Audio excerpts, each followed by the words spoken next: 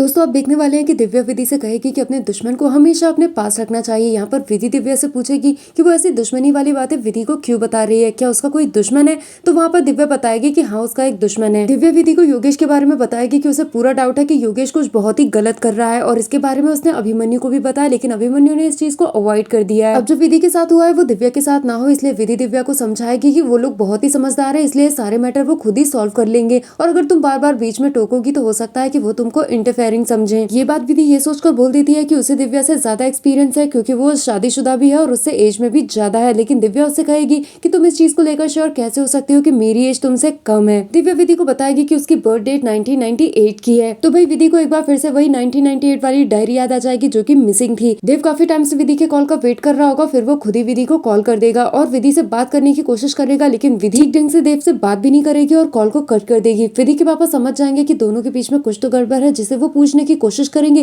लेकिन विधि उन पर ही झुंझला पड़ेगी कि क्या मैं अपने मायके भी नहीं आ सकती। दूसरी तरफ योगेश अभिमन्यु को अपनी बातों में फंसाकर कंपनी में ही शराब पिला देगा और उसे देव के खिलाफ काफी ज्यादा भड़का भी देगा। वो अभिमन्यु को एहसास दिलाएगा कि कंपनी का बॉस तो सिर्फ देव ही है और सभी उसके इशारों पर ही नाचते हैं। अभिमन्यु को तो एमडी सिर्फ यूं ही बना दिया गया है और ऐसी ही बातों में चढ़ाकर वो अभिमन्यु से एक फाइल पर बिना देखे ही सिग्नेचर भी ले लेगा। अब जब देव अभिमन्यु और योगेश से एक्सपेंसेस की डिटेल मांगेगा तो यहाँ पर अभिमन्यु देव पर ही झुंझला पड़ेगा कि देव अभिमन्यु को ऐसे सबके सामने बेइज्जत कैसे कर सकता है। अगर उसे अभिमन्यु पर भरोसा ही नहीं था तो उसने ये एमडी की कुर्सी क्यों छोड़ी और अभिमन्यु को क्यों दी। और अब जब एमडी की कुर्सी अभिमन्यु की है तो देव को उसकी टेंशन लेने की बिल्कुल भी जरूरत नहीं है। अभिमन्यु की बातों से देव को बहुत ही ज्यादा हर्ट होगा, लेकिन वो सोचेगा कि अभिमन्यु इस वक्त बहुत ही ज्यादा बुरे समय से गुजर रहा है और काफी ज्यादा टेंशन में है। तो वही विधि के पास भी सिमी का कॉल आएगा, जिसे देखकर विधि बहुत ही ज्यादा खुश हो जाएगी और सिमी उसे बताएगी कि उसके दिए हुए सारे टास्क सिमी कर चुकी है। लेकिन प्रिया सिमी से फोन ले लेगी और विधि पर इल्जाम लगाएगी कि वो जानबूझकर सिमी को उससे दूर करने की कोशिश कर रही है। तो भाई इस बात पर विधि भी प्रिया को झाड़ देगी कि वो उसे पसंद नहीं करती, ये ठीक है, लेकिन वो ऐसे ही उस पर झूठे इल्जाम नहीं लगा सकती। और ये सारी बातें विमला सुन लेंगी। तो दोस्तों क्विक रिव्यू में इतना ही। वीडियो अच्छा लगा तो एक लाइक जरूर दें। Thanks for watching.